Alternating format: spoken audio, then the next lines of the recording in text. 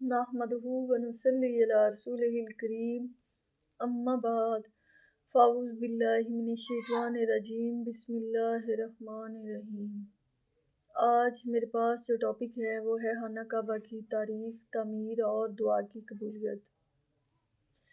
ایک حدیث ہے، صحابہ کرام نے رسول پاک صلی اللہ علیہ وآلہ وسلم سے پوچھا، یا رسول اللہ صلی اللہ علیہ وآلہ وسلم، اس زمین پہ جو سب سے پہلی مسجد یعنی اللہ کا گھر بنا وہ کہاں بنا؟ تو آپ صلی اللہ علیہ وآلہ وسلم نے فرمایا، اس زمین پہ جو سب سے پہلی مسجد یعنی اللہ کا گھر بنا وہ خانہ کعبہ ہے اور مکہ شریف میں ہے۔ صحابہ نے پھر پوچھا، یا رسول اللہ صلی اللہ علیہ وآلہ وسلم، اس کے بعد کون سی مسجد بنی؟ تو آپ صلی اللہ علیہ وآلہ وسلم نے فرمایا، اس کے بعد بیت المقدس ہے جو ایلیا میں ہے۔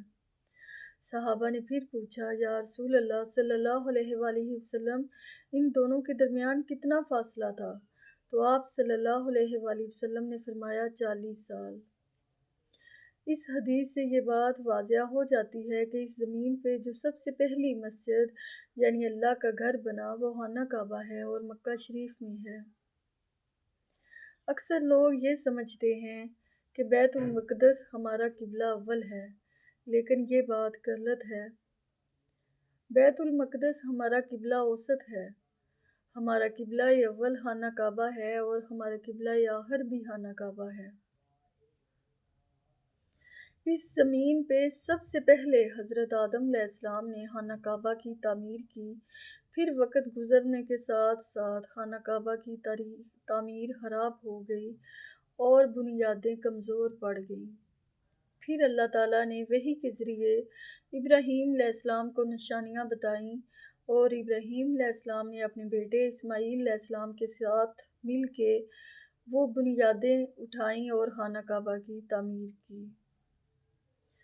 خانہ کعبہ مستطیل کی شکل کا ہے، اس کے 4 کونے ہیں۔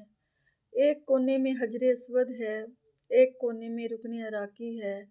رکن عراقی کے تھوڑا پاس ہی ایک پتھر پہ ابراہیم علیہ السلام کے پاؤں ہیں جن کے گرد یلو کلر کی جالیاں ہیں۔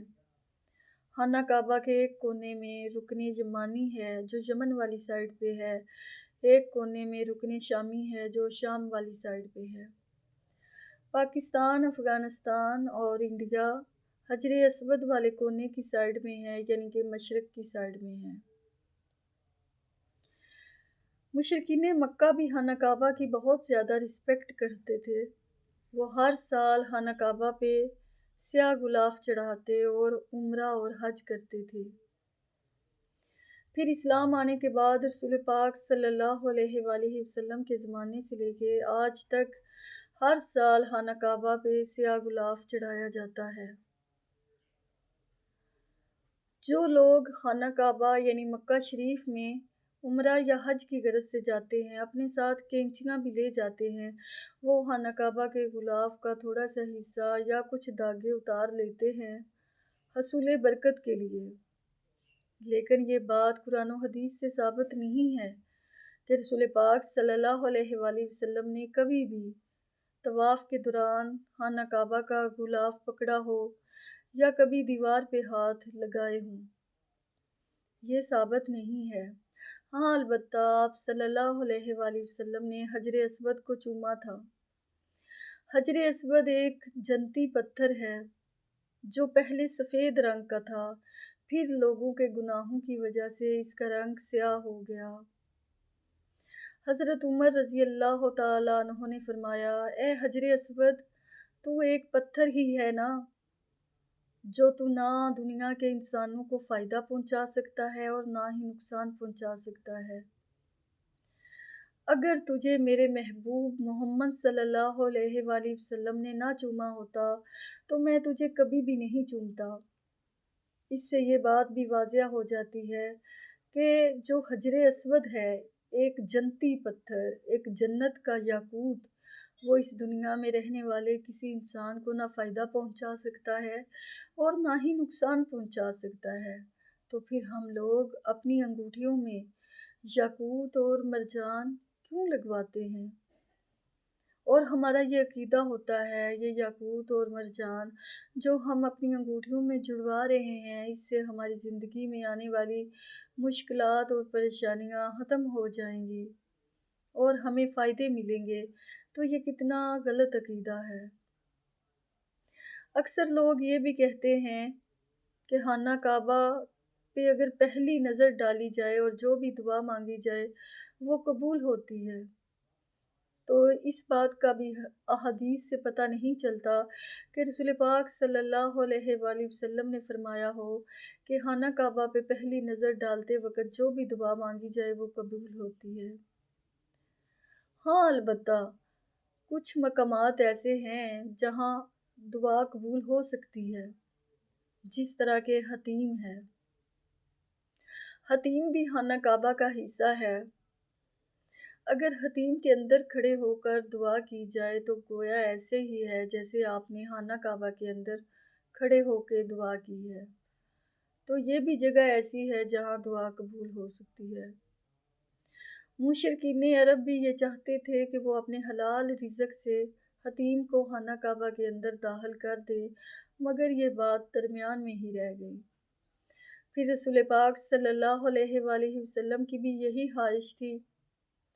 رسول پاک صلی اللہ علیہ وآلہ وسلم نے فرمایا، اے عائشہ، اگر تیری قوم نئی نئی جاہلیت سے پھری نہ ہوتی تو میری خواہش تھی کہ میں حتیم کو توڑ کر خانہ کعبہ کے اندر داخل کر دیتا، اگر مجھے فتنے کا ڈر نہ ہوتا۔ لیکن یہ جو حتیم خانہ کعبہ سے باہر ہے، یہ ہم مسلمانوں کے لیے بہت بہتر ہے کہ ہم اس کے اندر آسانی سے جا کے کھڑے ہو سکتے ہیں، نماز بھی پڑھ سکتے ہیں اور دعا بھی مانگ سکتے ہیں۔ حتیم کے اندر کھڑے ہو کر دعا مانگنا ایسے ہی ہے گویا ہم نے خانہ کعبہ کے اندر کھڑے ہو کے دعا مانگی ہے۔ اسی طرح حجر اسود اور رکن یمانی کے ساتھ جو دیوار ہے، اس کے سامنے کھڑے ہو کر نماز پڑھی جائے تو یہ قبلہ خانہ کعبہ کی طرف بھی ہوتا ہے اور بیت المقدس کی طرف بھی ہوتا ہے۔ 70 انبیاء نے اسی طرح نماز پڑھی ہے، یعنی کہ 70 انبیاء کا یہ قبلہ تھا۔ رسول پاک صلی اللہ علیہ وآلہ وسلم بھی اسی طرح نماز پڑھتے تھے۔ پھر اللہ تعالیٰ نے وحی کی کہ آپ جس جگہ پہ ابراہیم علیہ السلام کے پاؤں مبارک ہیں اس سائڈ پہ کھڑے ہو کر نماز پڑھیں، تو رسول پاک صلی اللہ علیہ وآلہ وسلم نے پھر اس سائڈ پہ کھڑے ہو کر نماز پڑھی۔ یہ چند ایک چیزیں ہیں جو خانہ کعبہ کے بارے میں ہیں اور آپ کے علم میں ہونا بہت ضروری ہے۔ ہر مسلمان کی یہ خواہش ہوتی ہے کہ وہ اپنی زندگی میں ایک دفعہ اللہ کا گھر ضرور دیکھے۔